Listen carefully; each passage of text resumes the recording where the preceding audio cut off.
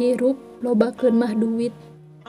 Teu boga duit mah dulur ge jadi batur. Tapi lamun boga duit, batur ge jadi dulur. Geus puguh dulur mah pasti ngadeureuketan. Sok teangan duit cing loba. Walaupun meureun teu sakabeh jalma satuju kana kata-kata ieu. Terus pasti bakal aya anu nyarios kieu. Kan duit mah lain segalanya.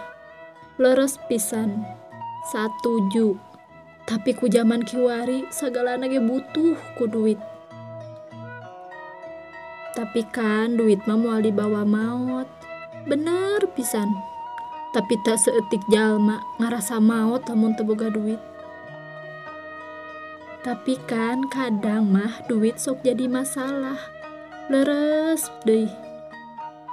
Tapi loba masalah anu bisa diselesaikeun ku duit. Terus kanu geus rumah tangga aya pribahasa bae hirup sederhana saaya ge.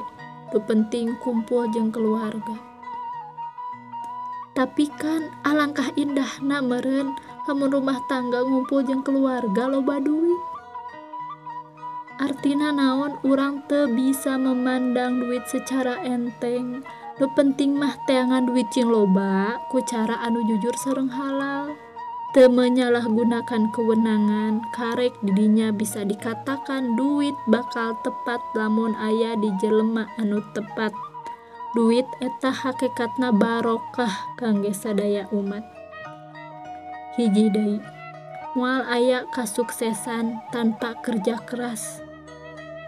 Moal aya kasuksesan tanpa perjuangan. Jeung moal aya kasuksesan tanpa dorongan doa ti emma jeung ti bapa.